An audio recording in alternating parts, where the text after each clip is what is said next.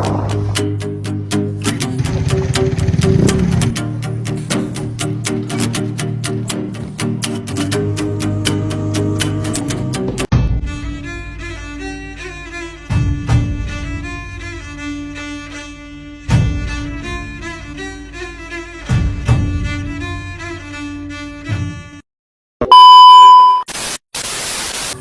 hi, kamusta mga kapangol? Welcome sa panibagong naming video.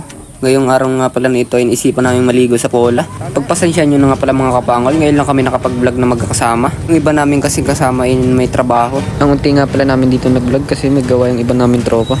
Okay, balik nga pala tayo dito sa pagliligo natin sa Pola. Doon nga pala ay nagpagasolina muna sila kasi wala na silang gasolina. Bigla na nga pala dito sumulpot si Arem. Hindi namin alam na sasama pala. Ang kasama nga pala natin dito si Bugi, si Panong, si Dudi, si Arem, si Randel. At ako, si Lebruno. Siya na nga pinag-drive ng motor ni Arem.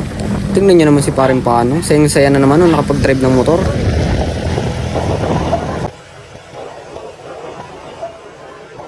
Oh my God!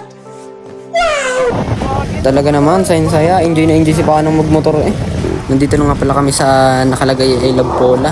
Malapit-lapit na nga pala kami dito sa pupuntahan namin. Liligaw na nga lang pala kami dito sa papuntang kabilang Ibayo. Nakita namin yung mataas ang tubig. Masarap ngayong maligo dito kasi malapit ang liliguan. Kaysa sa mababa eh, ang layo ng lalakadin namin.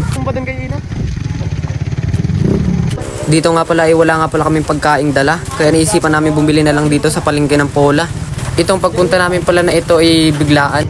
Kaya wala kaming kagayak-gayak. Ito nga pala lang mga aming binili kasi saglit lang naman kami doon maligo. Sabi ilibot mo. Yun ang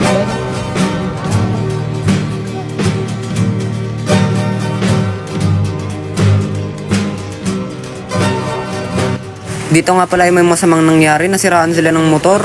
Ang sira nga pala ay naipit nga pala yung wire ng silinyador kaya hindi nila mapatakbo. Aayusin nga sana dito ni Arem kaso wala nang dalang gamit kaya tulak na lang. Papunta na nga pala kami sa liliguan namin.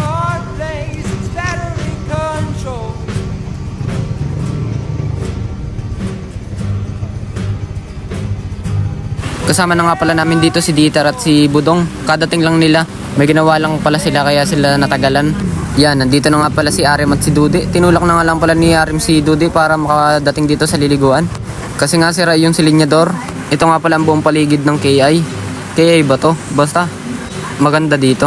Hahanap lang kami dito ng pwesto at ilalagay namin ang pagkain namin. Ito nga lang palang binili namin kasi saglit nga lang kami dito. Abawa, sino yun? Budget bill muna. Ano nga bayaran na kita isang daan? Kaya mo lang yung motor pabahay.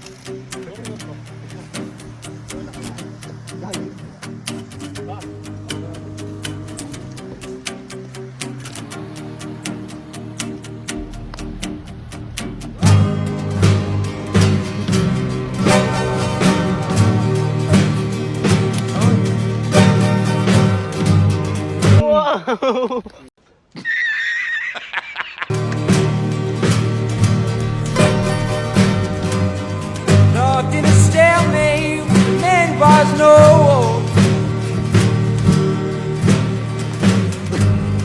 Rock in a hard place, it's better. Hindi na pala ako nakapag-video dito ng pagliligo namin kasi baka mabasa yung cellphone ko. Pauwi na nga pala kami dito. Salamat sa panonood guys. Bye-bye!